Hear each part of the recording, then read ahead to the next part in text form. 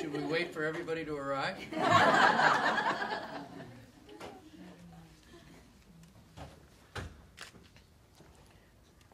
It says here, Governor enters. That's what I got here. Welcomes guests and gives remarks, right? And I think the main reason that I'm probably going to do that is just, I can't think since December of 2010 when I came in, I don't think there has been this many people in the room. Really? Huh?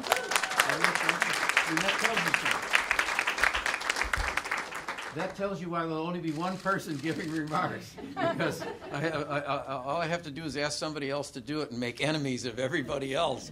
But I think what it shows is not just a consensus of opinion or view, but it shows an investment, not just in time, but an investment in terms of passion and commitment on behalf of those who find themselves, in effect, disenfranchised from what they have every right to expect. Anybody does, but particularly in Hawaii. If, in fact, we love each other as brothers and sisters, to have anyone treated in a fashion that violates their person and their sense of self and their basic dignity, and violated in the most basic way by a physical assault, then it's I believe, our obligation as human beings, certainly our obligation as people of Hawaii, then to see that whoever has been put into that position does not have to make decisions with regard to what our response will be in that context, but rather is given every opportunity to be able to receive compassion and understanding and the necessary procedures, particularly in a hospital setting, that see to it that no harm is done. And in this instance, then, this bill, as it has evolved, assures sexual assault victims will receive not just information, not just perspective, not just inquiry, but the opportunity, in fact, to be able to be assured that they will be not further victimized than that otherwise happens, as we all know, 8 or 10% of the time that such an assault takes place. The consequences down the line in terms of pregnancy merely add a factor that no one should have to face. So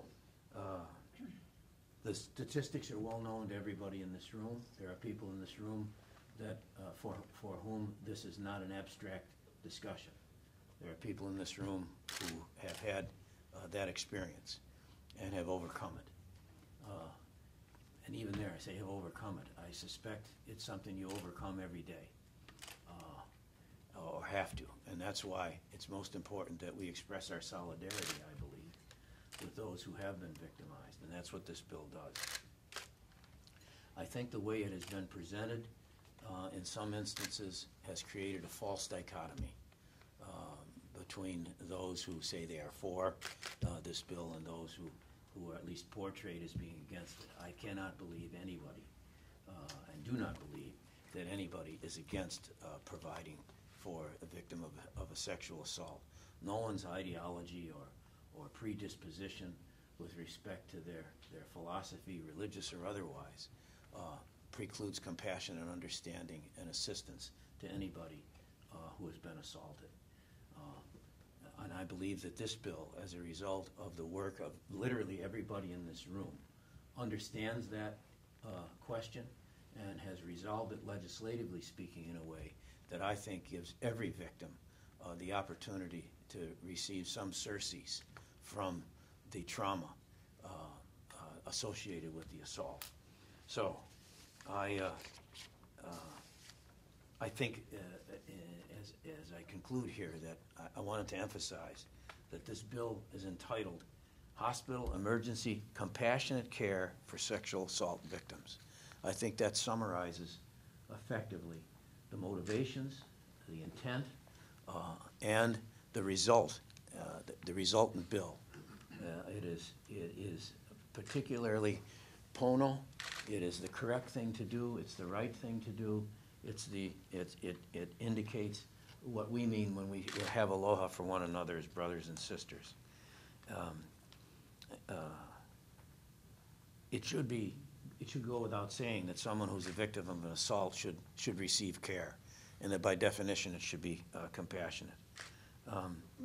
I believe that this bill, in its essence, protects the health and safety of a victim of sexual assault. I think that's a fundamental issue here that goes beyond particular ideology or philosophy, and it should be guaranteed that anyone, any woman, or anyone who has been sexually assaulted receive the medically accepted standard of care. This is the standard. This is what is at stake here. This is a standard of care that should be available to anyone. I want to thank the many individuals, groups, organizations in this room. I want to thank all the legislators in this room who themselves have had to subsume their own particular approaches to the whole question of standards of care and what is a medical necessity in a human context. I have had the opportunity now for some time, since December of 2010, to sign various bills, many of which, or all of which, I believe have advanced Hawaii's interests and people's interests in Hawaii. But I can't think of anything that I've had the opportunity to participate in now with regard to signing of a bill that means more to me than this does. In my reading this morning, I was admonished in my little meditation this morning was to be kind and to do my duty. And the third thing was that I look out for others. I didn't intend that would be what I read this morning as my orders of the day, but perhaps it's serendipitous, or it's the fates have decreed that I can't think of anything more I should do in order to fulfill my meditation this morning than to sign this bill.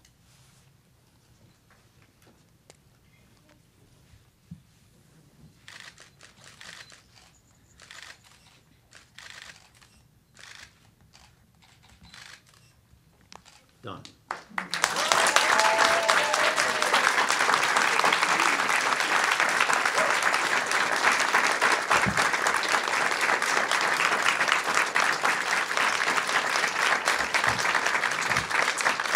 No, I will say this. I don't want to ask any particular individual to speak. As I said, everybody's had something to do with this, but this has been such a long time coming. There is a methodology by which the Friends conduct their business, the Quakers.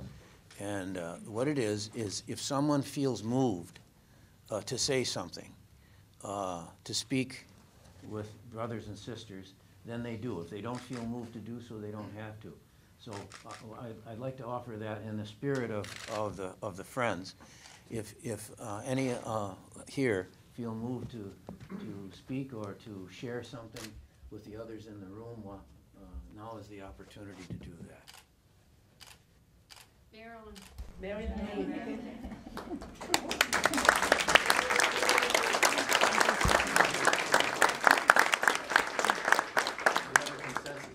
Thank you very much. Well, thank you very much, Governor. And looking around the room, I see so many people who all really played a role in finally having this bill passed. And I do have to say that this bill really is about many things. It's about violence towards women. It's about maintaining the standard of care for trauma victims. It's about the rights of victims. It's about women's reproductive rights. It's about kindness to people. And the fact that it took us so long, I guess, makes today even more important. And so you said yourself that there were so many people that had a lot to do with this. And it was actually in many ways a bipartisan effort. Sure. It wasn't a partisan effort. It was the right thing to do. It was Pono. And so thank you to everyone who participated. The health chairs, I think, who really had the first crack at it, and Consumer Protection Roz. If this isn't consumer protection, I don't know what it is. The former legislators like Mina Marita, the people who stood on the floor of the House and gave the speeches, Mina and Sylvia Luke, who gave the hard speeches that sometimes brought us to tears because it was really hard to talk about rape on the floor of the House. But it's a wonderful day, and thank you to everyone who participated, and hallelujah!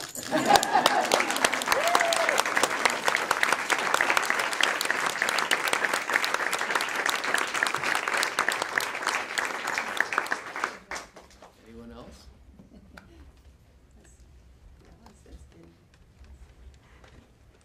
Governor, I think on behalf of our women colleagues here,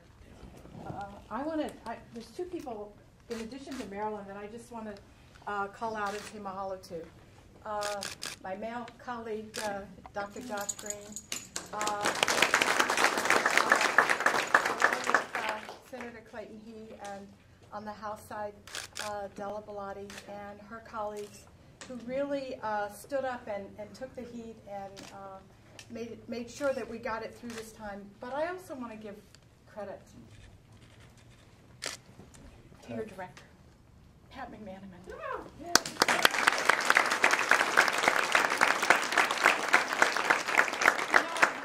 think this is the first administration that we've had that had people in it who understood. And I remember being at a domestic violence, sex assault event for a conference at Washington Place. You and Nancy were there.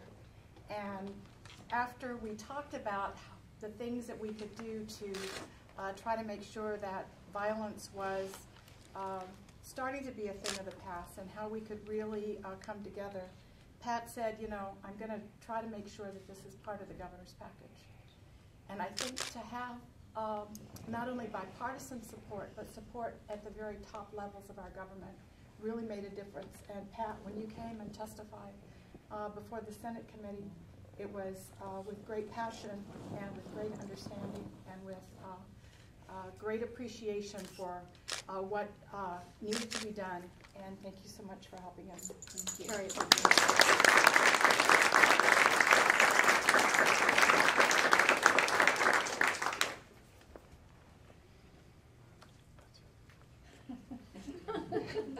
You can imagine how it is for Quakers.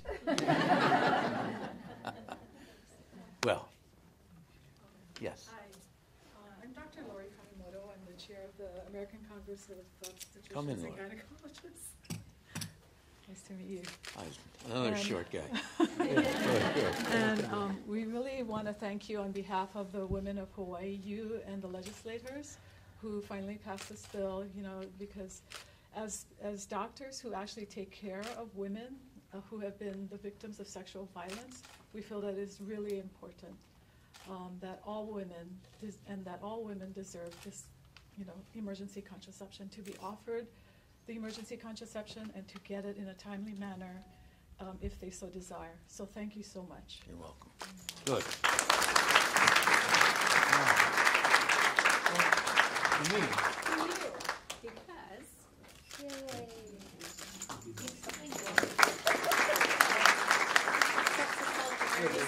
For me, I'm going to give you another one. Okay. Because it's extra special. Oh, good.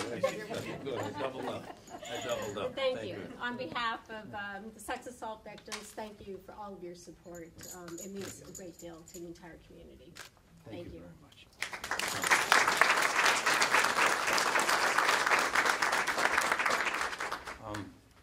think I'm going to cut this off now, because I'm getting embarrassed.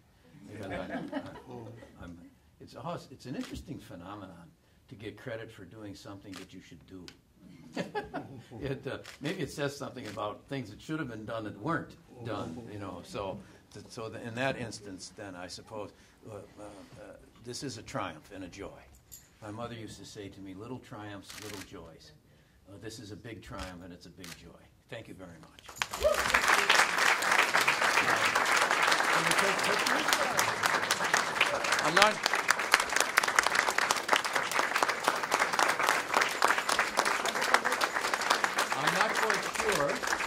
not quite sure how we should proceed, because should we take pictures in We need the legislators first, because yes, we that's gotta what I go mean. Yes, sure. Right. I was going to say, should we take them in a series or something like that? How's that? Let's put all the legislature together first. Past and present. Yeah, sure. Past and present.